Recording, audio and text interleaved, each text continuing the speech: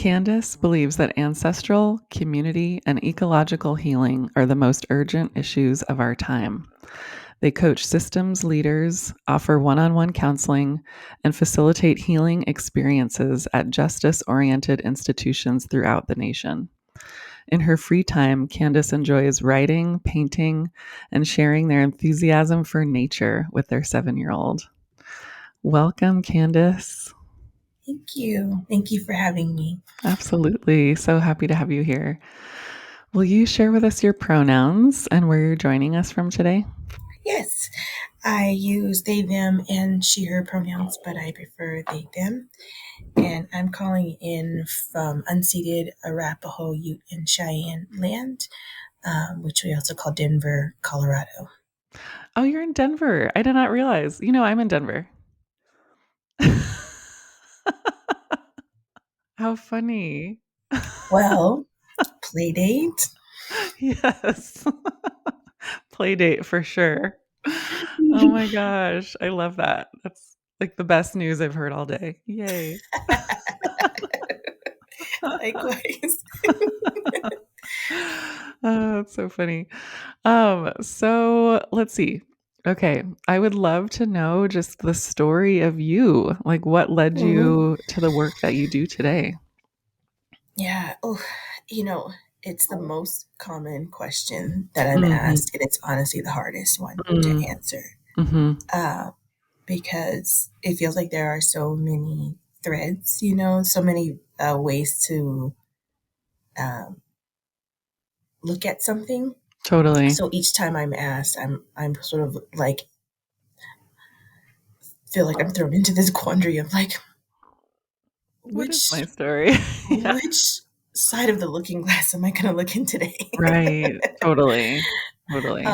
But I think the simplest thing is the I think the answer that I think probably most healing practitioners would give is was like my own woundedness, my own Mhm. experiences of oppression, marginalization, and trying to find myself through that. And from a young age, I always had both a connection to nature and a passion for what I would later find out was like justice or liberation.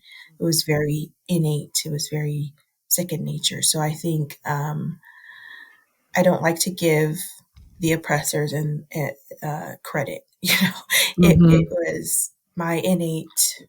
I believe that we are born sort of with this purpose or this reason for being here that we chose in the ancestral world, and then we spend our lives, trying to remember and stay aligned with that. So I think that those chords are kind of what have um, guided me through deep experiences of loss, Mhm. marginalization, and oppression. Mhm. It's been, and then creativity, art. I'm a very creative person. It's been hard to stay connected to that, but it has always been like an essence, if that makes Mm. sense, Yeah, in terms totally. of how I see things and the weaving together of that, the Mhm. creativity with the drive for healing, the drive for liberation. Mhm. And I can see even from my earliest times, like how I was reaching for that. When there Mhm. felt like there was a way out of no way, I get creative. Mm. You know, Totally. Yeah. and then and that being a very like journey of praxis Mhm. where it's like I reflect and have some creative musings, and then I push myself to try some things on, and then I learn some things through that, and then so I was sort of the student. I always loved school and well, not school, but education and Yeah. learning. And I was always the kid who would be in class and all the way through college and even into graduate school where I'd be like learning concepts and be like, okay, yeah, that's what I already knew. Like that's what Interesting. I was like musing, and now I have like the language to Right. layer or to articulate. Totally, totally. Oh, that's so cool. Yeah, so like being in such an engaged praxis with myself and then finding the tools in the world to find community and other like-minded people and resources to feed that process, I feel like has been the heart of that journey. And Mhm. I know I'm not sharing specifics, but it feels like if I do, it's like an avalanche. It's a book I Mm. need to write. Yeah, for sure. Oh, I can't I wait to read that book. so I'm like, if you start telling details, yeah, there's a podcast. It's over. Right. There's no end. Yeah. The waterfall. Yeah. Nice. I love that. I can really relate to that. I think I feel similarly that I felt like I loved learning and whenever, when I would learn things, be like, "Oh, that's the word for that," or that's the practice for that. Like it was very confirming. Yes, that's so much of what I feel, and I think being like a perhaps related to being like a neurodivergent thinker, where we Mhm. kind of see the world in these like different takes, um, and so then when I do learn something that is entirely new to me, it is like so exciting. I Yeah. like freak out. Yeah. I'm like, oh my, it's so rare. I'm like, oh, Yeah. that's like that. That's what that's like. Totally. Yeah, yeah. That's what that's like. Yeah, totally. I I love love learning. Love, love, love of learning. To Yeah. throw that in there too. Nice. Yeah, same. So I met you just the other night. You were a guest teacher for this class I'm taking called the Curanderex Toolkit with Atava. And you were an incredible guest teacher for us. And I just learned so much from you and had my mind blown over and over again. So inspirational and powerful. And when you were introducing yourself to us, in part of your bio, you said that you were tired of performing wellness, Mm, which that stuck out to me so much. And I thought, thank you for saying that. And I wish that more people would acknowledge how difficult that is to perform wellness and actually mm, how harmful it can be. mhm. Will you talk more about that and why performing wellness can be harmful and what that means to you? Yes, absolutely. Oof. I mean, this is also something where I feel like it's really hard to pick a layer. Um, but there's a quote that comes to mind, and maybe you can help me remember it Mhm. in its completion. Um, Dr. Rupa Maria just posted this a couple of months ago, and it's something around like what does it mean to be well in like a profoundly sick society? Right. And those aren't the wordings, but Yeah. something along those lines. Yes. Um, and so I could say many things, but for me, that's actually the heart is Mhm. grounding in um, the structural conditions, the material conditions on the planet right now. Mhm. Um, and when we approach wellness from the ground up and understand ourselves as ecological beings who are of the earth, are actually not separated in any way, um, the separation, I believe that the separations that we experience from body and earth are are not actually material. They are artificial. They're constructed. Mm. Yeah. So, for example, we're speaking across these screens, so Mhm. it looks like, oh, I'm inside. I'm not in nature. The trees are outside, but like every single material with which we are interacting comes and is from nature, Right. but it's just obscured, Mhm. and it's obscured by the systems of oppression and the means of production, right? In terms of, I Totally. don't get to see who mined the materials. I Hmm. don't see who transported and what fuel provided that. I don't see what ecosystems were invaded and ecocided in the process, Right, right? right. So what I have been pushing, and this language around like embodiment, somatics, I trust I'll get back to the point, but I know you will. is that I really push back against this language actually of like disembodiment. It's like, is that Mm. really what's happening? I don't Hmm. think we're being disembodied. I Interesting. actually think when are we never not in our bodies? We're always Right, in we wouldn't be alive, right? right. It's more of, and I talked about this in that talk. It's more of like, what's the relationship between these elements? Is it a relationship of egalitarianism, of love, of liberation, of cooperation, or is it a relationship of domination?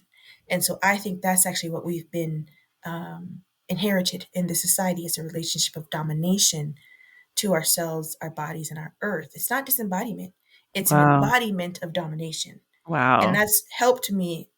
This is again how my personal process becomes like the world process, my process of the world, because I needed to do that for me. Because when I'm trying to, I understand the need for like body based healing, but I kept experiencing this dissonance with somatic spaces. Wow. I'm like, Yeah. what's happening for me? And I didn't have the language, but my body was saying, it don't feel right. Mhm. And then at first I started at the layer of identity of like, oh, I'm Black and Indigenous. This is like a white space, whatever. But that's Mhm. just the surface. That's the Mhm. surface, right? Right. My indigeneity, my Blackness actually knows that direct connection to the earth, and that it's not being spoken about in an honest way. So when we're in these like somatic spaces that give only kind of like window dressing commentary around colonization, and then proceed to do the rest of their training um, as if it doesn't exist Right.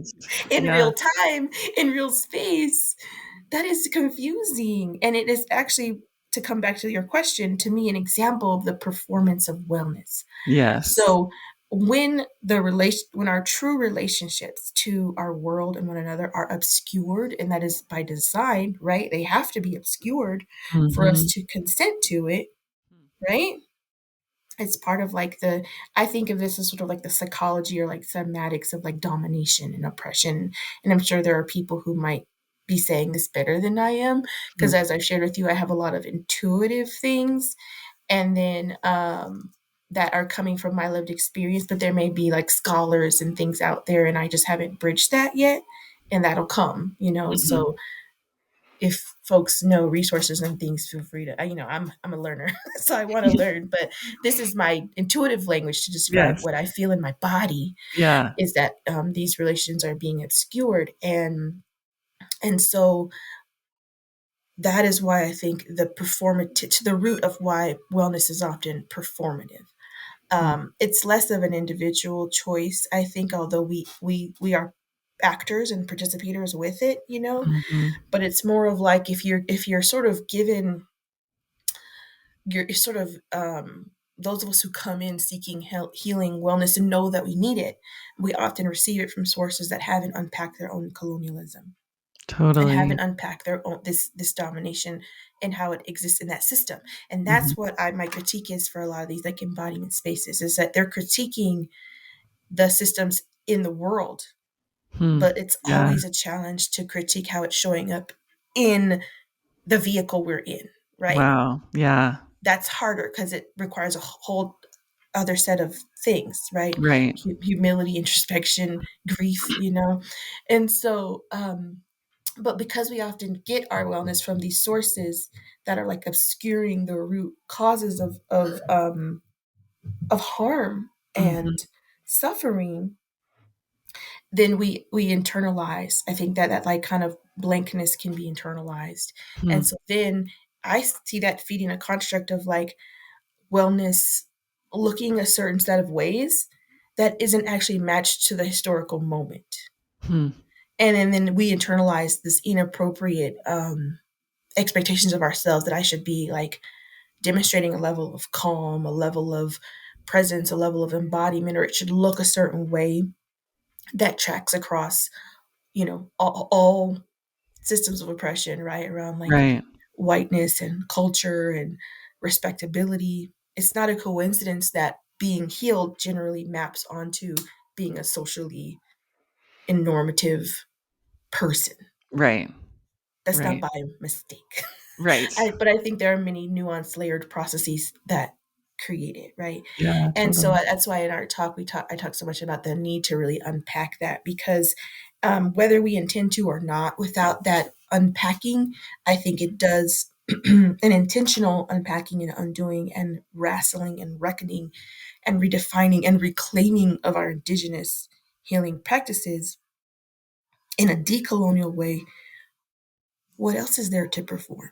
Mhm. That's all that's left Right. because you're not actually in contact with the historical moment. Mhm. So it's I think of ways that a lot of healing and things actually are really revolving around either respectability or Hmm. coping with this with the systems of oppression and coping with the difficulties in our lives. And it's subversive to go underneath that because if we really start grappling with the reality, well, you know what's going to happen. We're going to be like, well, why the fuck aren't we changing this? Right. Right. And I think that's the difference between like what I subscribe to as like liberation psychology versus, you know, mainstream healing and wellness, or even certain types of like multiculturalism. Mhm. Again, where it's like maybe talking about identities, but you don't quite get to the ground of what's, because we have to say out loud what's making us sick Mhm. and what do we have, what would it take Right. internally and collectively to change that. Right. And that is actually not that complex as Mhm. we are feeling in this moment around genocide Mhm. in Gaza. It's not complex, Yeah. but it is terrifying. Yeah. I Yeah. think that's actually what we're grappling with is that we are scared. And so in many ways it's more comfortable to go on pretending and maybe like accessing this tool or that tool, and then we get to feel self-righteous about it, and we're the healed ones because we can show up this way and that, and the people in the street who aren't as coherent are the unhealed ones. You see how that duplicates hierarchy there, Right. Right. right? Totally.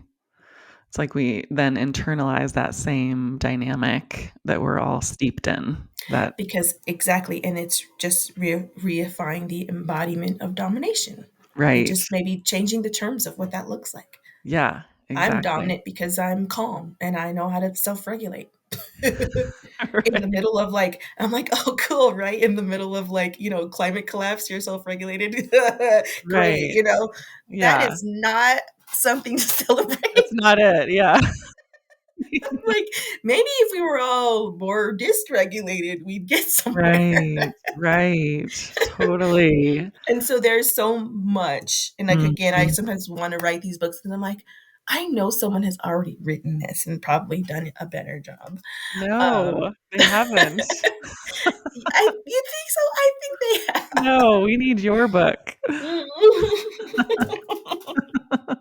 But there's just so much on that. I could really, you know, there's a lot in there, I believe, you know, Mhm. the way this maps. And but yeah, that's what I feel like it's all performance because if you're not um enraged, if you're not scared, if you're not fractured, if you're not all of those things right now. And this isn't to shame people. I'm saying in this the most like I think there's a difference between like the way the systems are trying to manufacture our consent to all of Mm. this, right? It's Mhm. just not our fault versus also just being like numb in a coping kind of way. So I just want to say I'm not shaming us for these Totally. feelings. I think they make a lot of sense, Yeah. and they are absolutely correct in that way. But more of like what I would like to challenge is more when we become identified with that Mm. as Mhm. the semblance of healing. Is that Right. I don't heal or just like I just gotta say it. I was thinking I want to say this, just like the level of social media wellness influencers, some of which who are very credentialed people, Mhm. doctorates, psychologists, social workers, etc., who are coming, who haven't said anything political in their Mm. feeds for Mhm. as long as I've been following them, Right. but who are taking the time now in this moment to claim neutrality Oof. Yeah. and Yeah. express to others that it's okay to check out. That Yeah. ain't it. Yeah. That ain't it. Totally. Oof. And I think it's a perfect example of like what I've been saying, Mhm. and then like seeing that in real time of like Nah, that's not healing. Right. If healing doesn't bring us back to the earth, it doesn't bring us back in contact with the tools we need to create this, make this land livable for everyone. It's Mhm. not healing, Mhm. period, point blank. Yeah. And we have different ways. We don't have to do it the same way. I'm not inviting like sameness, Mhm. but whatever that root is, that's the only modicum of healing that Right. anything could be in this profoundly sick society. Yeah, And anything totally. else is performance, not because we're trying to perform, but because it's just not real. Mhm. It's not real. Yeah. Yeah. Oof. Yeah. And there's just such a huge disconnect there between, something that should be waking us up and mobilizing Mm. us to make change and to actually heal the world. And, instead, people who have influence are, encouraging people to check out, like you said. I mean, Hmm. that's what a missed Yeah, major opportunity, and the cost is huge. it really is. I mean, some of these folks have like hundreds of thousands of followers, people who have been looking up to them for a long time, for whom their opinions absolutely have weight and their words Totally. absolutely have weight. You Yep. know, and I personally experience a lot of rage, seeing that, and I have to kind of titrate myself around it. Sure. I've been doing a good job of not engaging in any debates whatsoever, Nice. which Yeah. for me is different than numbing, not the same, Yeah. right? For me, this Yeah. is a tactic for me to sustain in the long haul, but I am engaged with the Totally. moment. And and in another sense, it's sort of like actually gives me hope in a weird way, because it's like, you know what? I've been feeling this for so long, but now the veil is coming off. And this Mhm. feels like that type of moment. And I hate that it's at the expense of so many lives. It shouldn't be this way. Yeah. But those of us who have been politicized, we all have those moments where we think Mhm. back and say, this was something happening in real time Right. and it woke me up. Right. And my embodiment changed Yep. after that. What I was embodying, what I was practicing changed after that. Yeah. And I remember those moments in my life, and I feel reawakened. Even though I've had moments before, I still feel reawakened, through this moment. Mhm. And then I'm seeing that happen for other people as well. And in many ways, for those of us who want to see, it's being made clear that Yeah. a lot of these platforms are not actually there to heal, but they are there to anesthetize, Yeah. right? Yeah. It's the let me give you the tranquilizer dart while Mhm. you're on your way out, because the Mhm. system has no intention of protecting our lives. Right. And that's Right. their role, just to be the anesthesia. Right. Totally. Yep. I know, and this really ties in well to what you were saying too about how trauma is not in the past, it's actually present. Mm. It's in the present, and it's especially for BIPGM or BIPOC. It's not like we're going to focus on healing our childhoods and, whatever happened in the past, or, ancestor healing and all of that. But like now, literally now is the trauma is happening now. And what are we going to do about that? Fam, like, I saw your question and I was like, oh boy, we're going in deep. I was like, how do I even speak to this? I know. And it was ironic because, again, with this social media thing, I am sorry to harp on this, but it feels like it's such a part of the terrain Yes. around healing and wellness. People are Yeah. getting, I think, people who don't have access to therapy have access to social media, Right. right? Right. Or access to traditional healing, or Mhm. access to their own indigenous cultural forms of healing. And yesterday, right around the time I was looking at our discussion, I came across another account, because the algorithm like gives you who it Yes. thinks you'll like, and I was like, I don't like this, I hate this. Right. You don't know me, Instagram. Yeah. But it was this person, and there's been a lot of people being loud right now saying everything is not trauma. Everything's not Uh-huh. trauma. Everything's not trauma. There's too much trauma. Everything's not trauma. Right. And I have to wrestle with that because I really sat with that and I said, okay, what's true for me? I in the past have been someone who has rallied against the misapplication of the term. Mhm. But for me, that still feels different than saying everything is not trauma. Mhm. If that makes sense. Like sometimes we're using it in relationship to things like, oh, my coffee order was messed up. Oh, I'm traumatized. I need my Right. pumpkin spice. Sure. That's silly and diminutive to the real struggles. Totally. But when people say everything is not trauma, and I want to just really look in them in the eyes and say, are you alive today? Mhm. Are Mhm. you alive? Yeah. Are you breathing? Are you living on colonized stolen land? Mhm. Is everything you touch, breathe, eat, and do characterized by the blood of innocence? Totally. And even the fact that we feel that we can be removed from that, I'm looking at this person, I'm like, fam, looks pretty traumatized to me. Yeah. Yeah. Yeah.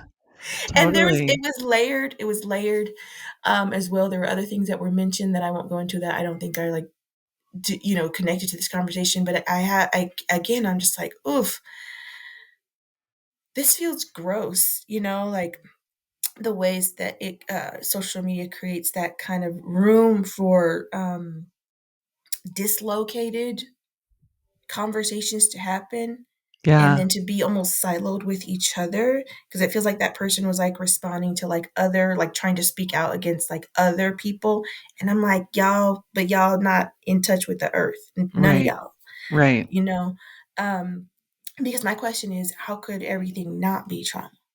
Totally. Tell me how. Mhm. Because we're not living in relationship with the land. We're not living in relationship um, to cooperation and kindness and justice for all. Yeah. And then if you look at the research, trauma research, right? And so I feel like I think something I want to say as well in terms of contextualizing what I'm saying right now is that I also think it needs to be okay for there to be different interpretations of theories. Mm. And that's different than something being completely um, not evidence based, if you will, Mm. Mhm. right? So Yeah. there are people who make claims about trauma that are not evidence based. They Mhm. have a case study of one themselves, Right. right? That's not very scalable. That's not very helpful. It is Mhm. good to hear people's lived experiences, but that's the difference between saying now, therefore, all of you must do this, right? Right. So I absolutely speak against like folks having ungrounded providing ungrounded advice or perspectives. Yeah. However, even when you are familiar with the research and the data from multiple different perspectives, not even just white Western psychology, but also indigenous psychology and Black psychology and queer psychology, right? Mhm. Um, there is a lot of room for interpretation. And that's also what I didn't like about this claim of like they're wrong, everything's not trauma. I'm like, that's more of a like I don't know the right term, is it epistemology or something in that. It's actually more about what theory, the ground of theory someone's coming from, right? Right. Where do Right. you place the beginning of your inquiry?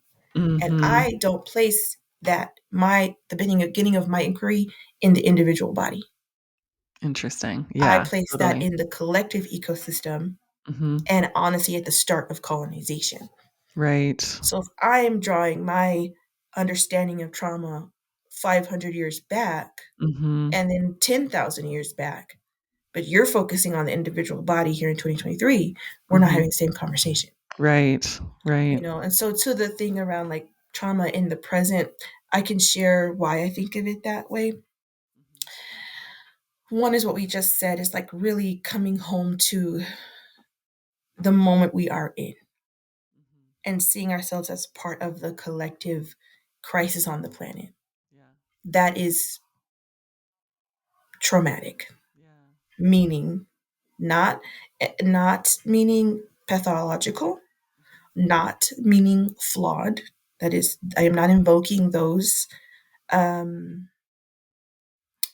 lenses. Yep. My definition of trauma is um, anytime the nervous system, the individual or collective nervous system, is coping with something beyond its capacity to actually um, address in a holistic way. So Right. then that means parts of the self have to be fragmented, cut off. Um, we have to over rely on certain other parts of ourselves and diminish others. There's lots of Mhm. different languages for what happens within trauma, but the most basic one is that like a stressful, something that is interpreted as very stressful and threatening, like to the nervous system beyond its capacity to cope. Yeah. Meaning, like you bring on your defense, those immediate like protective strategies, like fight or flight, sympathetic. That's not going to get you anywhere. Then you are in collapse, in freeze, fawn, Mhm. faint. There's actually like a lot of them in there, Hmm. and our body has the capacity to do all of that, Mhm. even after a harmful experience. But what provides healing is when we're actually able to recover what was lost or fragmented. So let's say it's a momentary thing that happens. We're frightened. We aren't able to like collaborate with the people around us to like address the harm, and so we have to like use these internal, like our body has to literally kind of like change and alter itself to Wow. survive what's Right. happening, right? But even that, my friends, we have the capacity to uh recover from. Our Hmm. body like knows how to do all that. So, Wow. but only in community. So like once, if we're able to eventually do whatever we need to do to like get to safety, Mhm. then there's an assumption that like safety is available, the resources for safety are available. Then we actually have millennia of histories of coming together to support each other through the earth, through plants, herbs, ceremony, songs, all these like somatic, but really ancient indigenous technologies that we have, to heal the body, to help it remember that we are part of the land. Because when we have to Mhm. fracture those parts of ourselves, that's actually what fractures the connection to the land. Mm, Now mhm. you can't, you're still on the land, but you're not able to feel it, not able to Totally. receive it because parts of Mhm. you got cut off. And so Right. we have technologies to heal one another and bring those things back online and allow the grief, and there's often a lot of like feelings that get suppressed in that. So like allowing the grief and the rage and all that to be expressed, and then the body actually is able in that process to like release the stress energy, feel the emotions that couldn't be felt, and then with the Mhm. help of these beloved others and safe others in community, eventually restore the wholeness. And even better than that, often there is a deep wisdom that arises. So you don't just get your wholeness back, you get a new version of yourself. That's Wow. the promise Mm. and the potential of Mhm. trauma. I see it as a very natural, biological, evolutionary mechanism of protection, keeping us alive, but eventually bringing us back to the earth. That's what it could be. Now, as you're listening, you're probably noticing certain points where we never get to complete the cycle. Right. And so we often don't have these safe others. We are living in contexts where we don't have like often extended family support systems to just, we often don't have our basic needs met in a day-to-day manner. We're Mhm. separated through colonization, displacement, dispossession from the lands and the cultures and the spiritualities that hold the technologies to heal us. Yeah. So I come again, who's not traumatized? Oh my god, And how can totally. that not be performative? Right. And so that's to me the most important lens. But Mhm. then there is also more to be said about what's actually happening in the moment on a day-to-day basis when we are activated. Mm, mhm. And this idea of trauma being something in the past is an idea that really I think comes from white psychology, Yeah. Not quite, number one, again, being completely removed from the day-to-day experiences of like everyday working class and poor people and oppressed Mhm. people, Right. where we're undergoing active traumatization all the time. There is no past, it's ongoing, it's chronic, it's Yeah. systemic. But even if by some miracle oppression stopped today, Mhm. I would still argue that oppression is in, trauma is in the present. Yeah. Because because often the way trauma is articulated is that the something happens that reminds us of the past harm that hasn't been digested yet, like the parts of ourselves that got cut off, the feelings that weren't felt, etc., etc. Right. And the way we're often explained is that like, but the thing in the present moment isn't that past harm. It's reminding you of it, right? Right. So then your body has sort of like a flashback, if you will, Mhm. where it's re-experiencing, reliving this thing that's really in the past. And white psychology kind of explains it as like a disruption of memory, Hmm. right? The way the body holds memory. One of my trauma teachers, who I loved, by the way, talked about trauma as a best understood as a memory disorder, Oh, wow, interesting. which is deep because it's an Yeah. embodied description of memory, not Wow. here, but it's like the parts of the body that couldn't integrate that experience are Hmm. still like living or kind of circling in that moment. Wow. So Wow. it's this thing of being cut off from the present moment, right? Right. Which makes sense. But I even kind of wrestle with that of like, well, if I'm feeling it in this moment, it's in this Mhm. moment. Right. Right. I didn't go back in time. I'm Right. still here. Yeah. And Yeah. so I prefer to view it that way Mhm. versus this idea of like we're stuck in the past. No, no friends. We're not, nothing stuck in the past. Hmm. I've been carrying that with me into the present. Totally. And even in the moment where I'm re-experiencing something, that is present. That Yeah. is what I am experiencing right now. It's the Totally. story that my body has to tell me right now about what I still need. Why does this matter? Why, to me, this is more the semantics because it's again about self love and being able to stop gaslighting ourselves, because I think there's a lot of shame when it's like, oh, I'm stuck in the past, why can't I get over it? It just infers, it evokes a lot of narratives when we think of trauma as its past. A Totally. fault of myself, I couldn't put it down, I couldn't get over it. A fault of Right. my body's broken.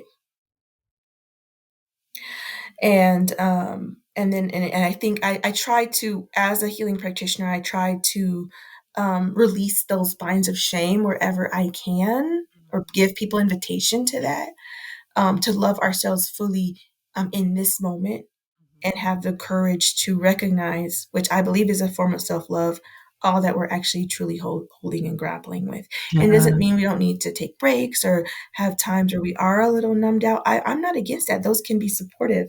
But Mhm. again, like I said earlier, it's a difference between an intentional supporting of the self to take breaks versus an intentional dislocation, Right. a choosing to not look at it at all Right. or Right. sit with it at all. Totally. And so, yeah, I think that, so that's why I think of it as being present. And for me, that view allows me to like meet it in the present. Mhm. You know, I'm feeling Yeah. this now. This is up for me now. What does my body need now? And that also naturally for me has allowed my body to actually start awakening to what's actually happening in my environment. So that's something that I do now. It's like Mhm. when I start feeling, I feel this activation. I start with self love. I start with my needs. I start with what does my body need in just a super basic level: food, water, laying down, tears, accompaniment. Start with that. Yeah. And then that process naturally lends to me being able to open my eyes and look around and recognize that this moment is different than the other one, Yeah. and see Interesting. what resources are available for me in this Hmm. moment.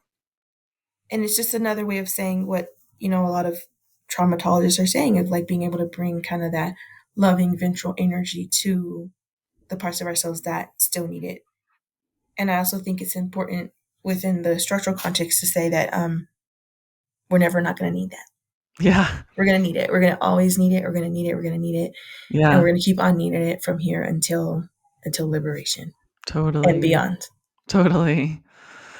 Oof, yeah, wow. And I'm thinking of this too in the context of someone who's trying to conceive and trying to Mm, go on, wanting to go on a parenting journey, and how that, ties in, and how they're thinking about themselves as a healed enough person to do that. I feel like there's a lot of implicit or explicit messaging around that for folks who are trying to conceive, and especially queer and especially by PGM folks. So yeah, I would love to kind of talk about like how folks can use that framework, on their fertility journey to support themselves and think and yeah.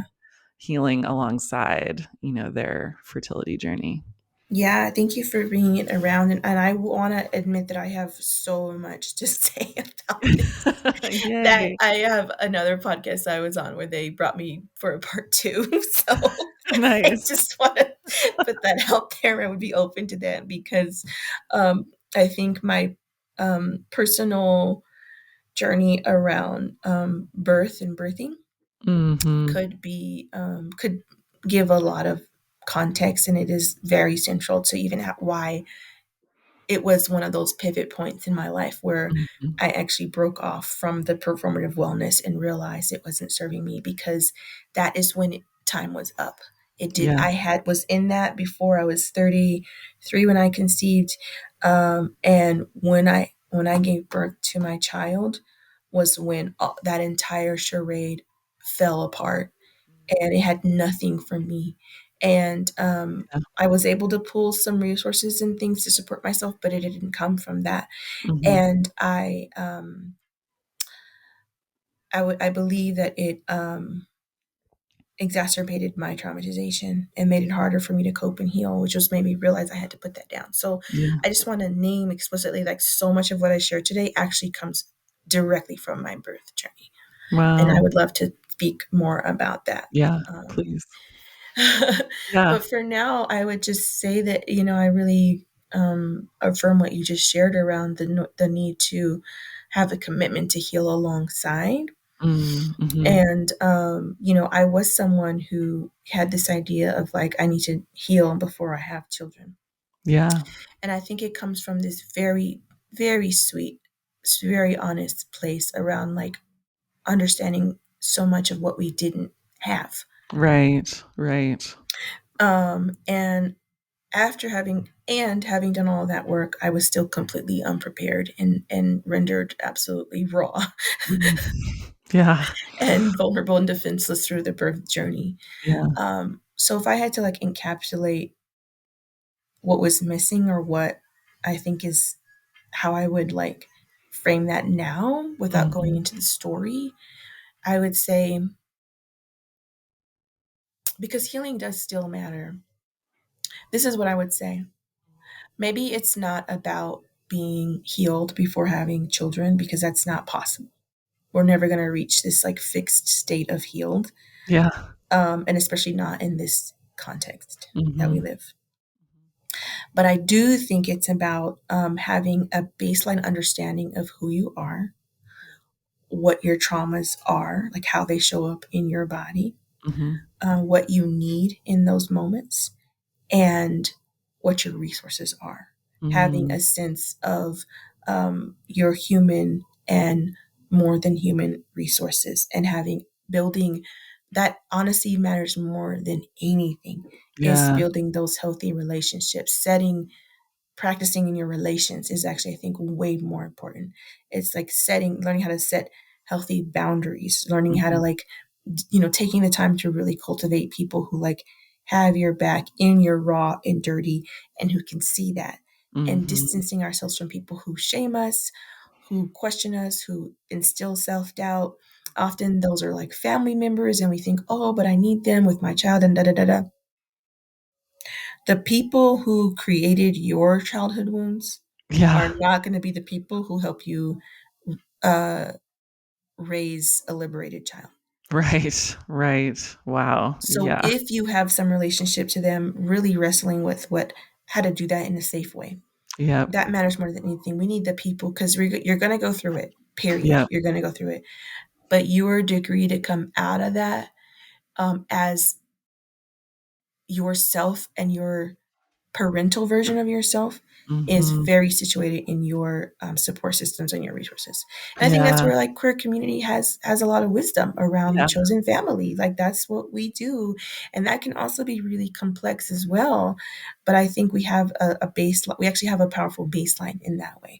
I think Totally. more than the like cis hetero community. So Yes. really, really, you know, leaning into that and having those conversations in community and testing things out and being the kind of people who like bring each other soup when you're sick, you know that very practical type of support, Yeah. you know, people Yeah. who like rub your feet, people who Mhm. you know who break back past that barrier of like obscurity into like what does it mean to be human, you know, Right. people that you can like burp and fart around, you know, this kind of stuff. Yeah. This is what will support us through birth and birthing in a very practical way, and then having and then using that to scaffold forward around like, Yeah. okay, what's the process of care. You know, my midwife, Parteta midwifery, who is a used to be in Oakland but now New Mexico based indigenous queer midwife, awesome person to follow. Yeah. She talks about how people put so much emphasis in their pregnancy period and Right. very little into postpartum, Totally. you know, and we really need to, the indigenous way is really thinking about that postpartum.